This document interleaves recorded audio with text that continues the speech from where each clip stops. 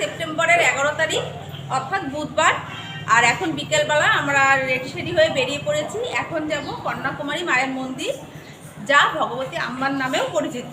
এছাড়াও দেখে নেব কন্যাকুমারী সি বিচ এবং সঙ্গে দেখে নেব সানসেট পয়েন্ট। আর এই ফারুক আশ্রম থেকে একদম পায়ে হেঁটেই সি বিচ আর মন্দির, সেটাও আপনাদের দেখাবো। আসুন।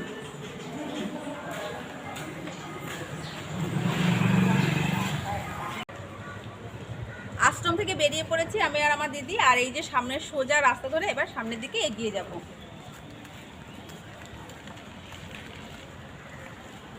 সামনে যে মোড়টা পড়বে সেখান থেকে ডান হাতের দিকে চলে গেলে সি বিচ এবং মন্দির। আশ্রম থেকে মাত্র 300 মিটারের মধ্যেই পড়ে যাচ্ছে সি বিচ এবং মন্দির। আসুন। সোজা সামনে হেঁটে চলে আসলাম, রাস্তা থেকে সোজা হেঁটে আসলাম। হেঁটে আসে এইবারে এদিকে চলে যাবো ডান সাইডে। ডান সাইডে সোজা এগিয়ে গেলে মন্দির। এবার এই ডান সাইড ধরে সামনের দিকে সোজা এগিয়ে যাব, সামনেই আছে মন্দির। এই হোটেল শ্রীদেবী ল্যান্ডমার্কটা দেখে সামনের দিকটা এগিয়ে যাবো। রাস্তার ওপরে যাবো না।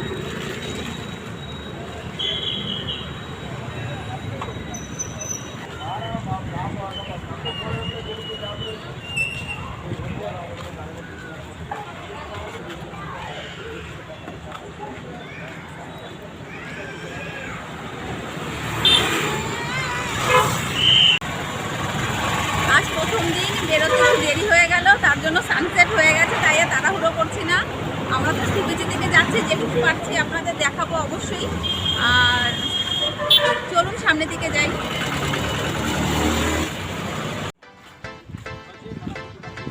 কন্যাকুমারী সি বিচের কাছে হেঁটে আস্তে আস্তে সন্ধ্যা নেমে গেছিল, তাই আপনাদের আর সানসেটটা দেখাতে পারলাম না।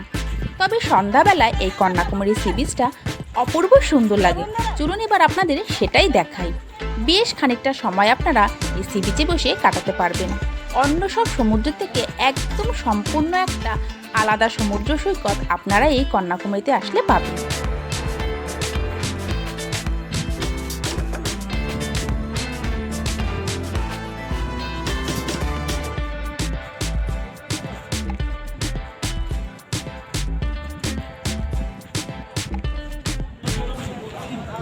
এই মন্দিরের সাইডের পেছনটা থেকেও সমুদ্রের সি বিচের কাছে আসা যায়। আবার আপনারা মেন রাস্তা ধরেও কিন্তু গান্ধী মান্ডাপনের সামনে থেকেও সমুদ্রে আসা যায়।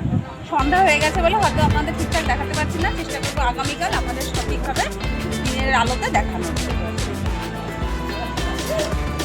তবে সন্ধ্যাবেলাটা কিন্তু বেশ মনোরম এখানের আবহাওয়া। আর এই যে এই দিক থেকে হচ্ছে গিয়ে ভিউটা দেখুন, বিবেকানন্দ রক মেমোরিয়ালের, আর সঙ্গে সমুদ্র, আর খুব সুন্দর হাওয়া। চলুন সামনের দিকে যাই। খাওয়া দাওয়া হচ্ছে এই সি বিচে, কিন্তু আপনারা অনেক রকম স্ট্রিট ফুড পেয়ে যাবেন। ফুচকা, ঘুগনি, এছাড়া শঙ্খের জিনিস, অনেক রকম। আর নারকেল ডাব তো পাওয়াই যায় এখানে। সমস্ত রকম খাবার এখানে পেয়ে যাবেন আপনারা। বাদাম ভাজা,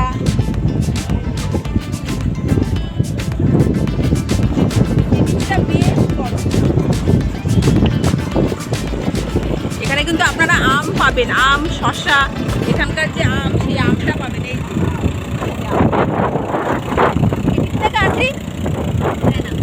হ্যাঁ,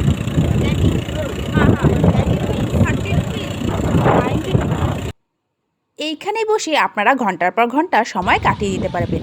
আর ওই যে দূরে পশ্চিম দিকটা, ওটাই সানসেট পয়েন্ট। আপনারা অবশ্যই আরব সাগরে সূর্যাস্তটা দেখে নেবেন। অপূর্ব সুন্দর এক দৃশ্য।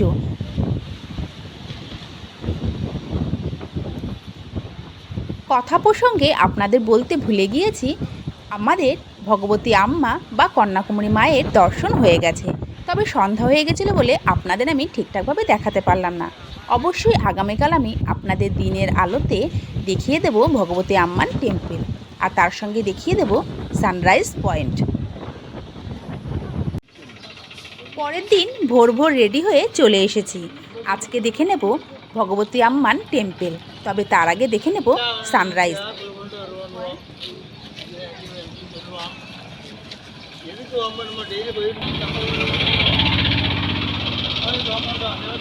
সোজা হেঁটে চলে আসলাম। এবারে সামনেই আছে একদম সোজাসুজি আছে সি বিচ, এটা সানসেট পয়েন্ট। আর সানরাইজ পয়েন্টটা এই যে বাঁ সাইডে ঢুকে যাবে, এটা হচ্ছে সানরাইজ পয়েন্ট।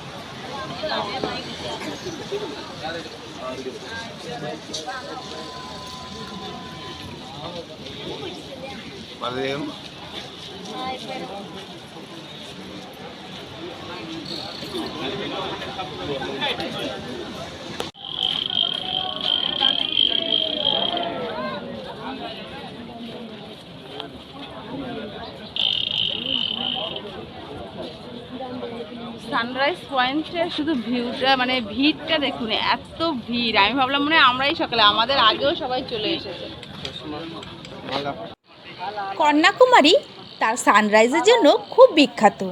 আপনারা অবশ্যই কন্যাকুমারী আসলে সানরাইজ দেখবেন। আর সানরাইজ দেখতে আসলে তার সঙ্গে আপনারা শুনতে পাবেন শঙ্খধ্বনির আওয়াজ। শঙ্খধ্বনির সঙ্গে সঙ্গে এখানে সানরাইজ হয়। সত্যি অপূর্ব লাগে এই সানরাইজ দেখতে। তবে মেঘলা আকাশের জন্য আমরা খুব ভালোভাবে দেখতে পারিনি। যেটুকু পারলাম আপনাদের কাছে তুলে ধরলাম সানরাইজের দৃশ্য।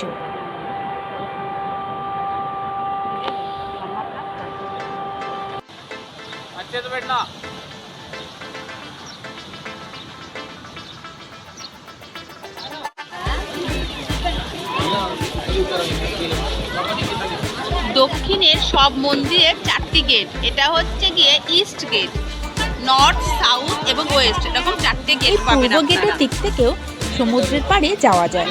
সেখান থেকে আপনারা সি বিচটা খুব কাছে পাবেন। এবার দেখে নেব আমরা ভগবতী আম্মান টেম্পল। কন্যাকুমারী ভারত সেবাশ্রম সংঘ থেকে Bhagavati Amman temple, sunrise point, sunset point, sea beach, মোহনা সমস্ত কিছুই পায়ে হাঁটা দূরত্বে। এই সমস্ত সাইট সিন করার জন্য আপনাদের আলাদা কোনো গাড়ি ভাড়া প্রয়োজন হবে না। এবার দেখে নেব কন্যাকুমারী মায়ের মন্দির। এই মন্দিরে একটি স্পেশাল দর্শন আছে, যার টিকিট মূল্য মাত্র 20 টাকা। তার জন্য আপনাকে বেশিক্ষণ লাইনে দাঁড়াতে হবে না। আর একটা আছে জেনারেল দর্শন, অর্থাৎ ফ্রি দর্শন। আমরা এই ফ্রি দর্শনের রাস্তা দিয়েই ভেতরে প্রবেশ করব।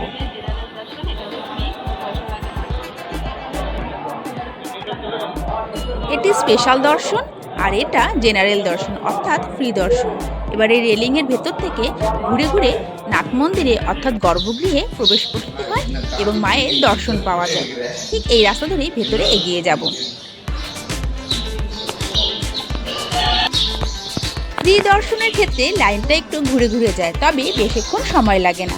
আমাদের 10 থেকে 15 মিনিটের মধ্যেই দর্শন হয়ে গিয়েছিল। এবার এই মন্দিরের ড্রেস কোড সম্পর্কে জানিয়ে দিই। মহিলাদের ক্ষেত্রে ড্রেস কোডের কোনো বাধ্যবাধকতা নেই, তবে পুরুষদের ক্ষেত্রে গর্ভগৃহের সামনে মায়ের দর্শনের আগে বিনা শার্টে অর্থাৎ খালি গায়ে মাকে দর্শন করতে হয়। আমাদের দর্শন খুব ভালোভাবে হয়ে গেছে।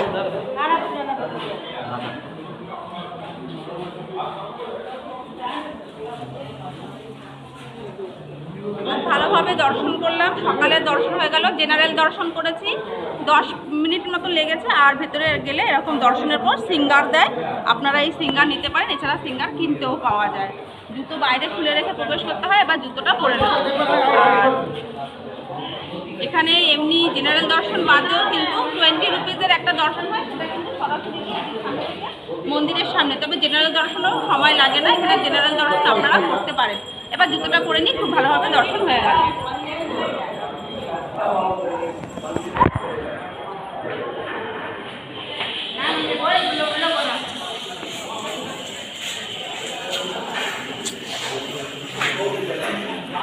মন্দিরের সামনেই অনেক দোকান থেকে আপনারা পুজো দেওয়ার জন্য ডালি সংগ্রহ করতে পারেন। মন্দির খুব ভালোভাবে দেখার পর এবং ভগবতী আম্মার দর্শনের পর এবার আমরা মন্দিরের সামনের রাস্তা ধরে পায়ে হেঁটে চলে যাব কন্যাকুমারী মোহনা। এই রাস্তাতেই আছে পুম্পুহার শিপিং কর্পোরেশন। আর এই রাস্তা থেকেই আপনারা চলে যেতে পারেন বিবেকানন্দ রক মেমোরিয়াল। সকাল 8টায় ওপেন হয়। তখন হয়তো প্রচুর লাইন করে দেবে। আগে একটু ঘুরে নেবো। হাঁটবি না, এখানে দাঁড়িয়ে যা। এই যে সব এখানে এই যেগুলোতে সব মাছ, যেমন দীঘার ফিশ মার্কেট, পুরীর ফিশ মার্কেট, সেরকম এটা কন্যাকুমারী ফিশ মার্কেট।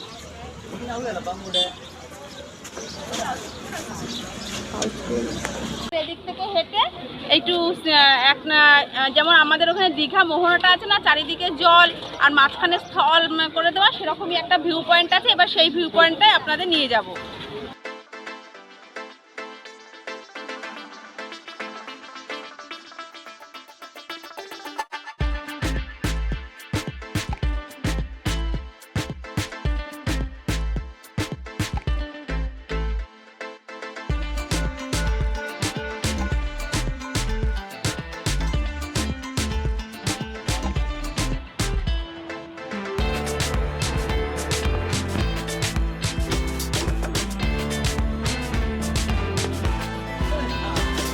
মাছ আসলো, জালে করে মাছ আসলো। এই মাছগুলো এই সামনের বাজারে যাচ্ছে। এই যে সব জালে করে করে মাছ আসলো, এই মাছগুলোই সব ওই মার্কেটে যাবে।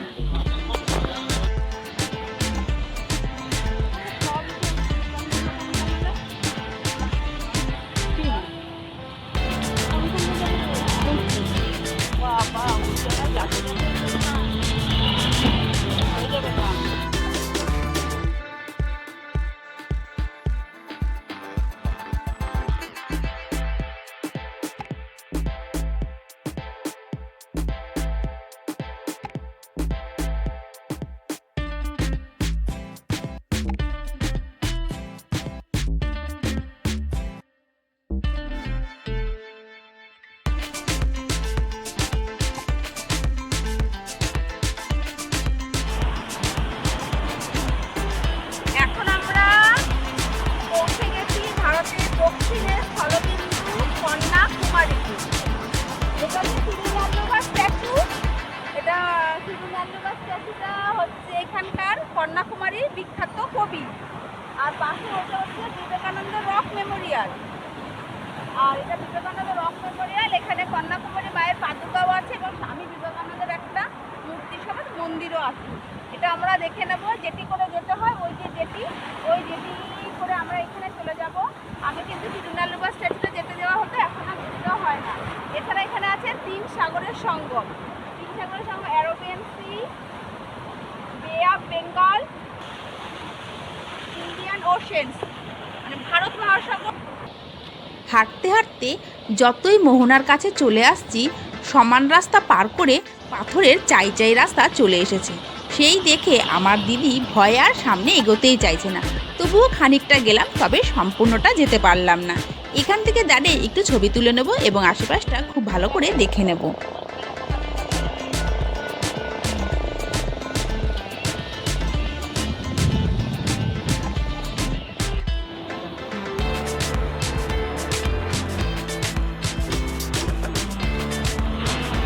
এখন আমি দাঁড়িয়ে আছি কন্যাকুমারী মোহনার কাছে। আর এই কন্যাকুমারীতে আপনারা ত্রিবেণী সঙ্গম, অর্থাৎ 3টি সমুদ্রের সঙ্গম দেখতে পাবেন, যাকে বলে ত্রিবেণী সঙ্গম। এই 3টি সমুদ্রের মধ্যে আছে ভারত মহাসাগর, আরব সাগর এবং বঙ্গোপসাগর। আপনারা দেখছেন Soma kitchen with travel blogs.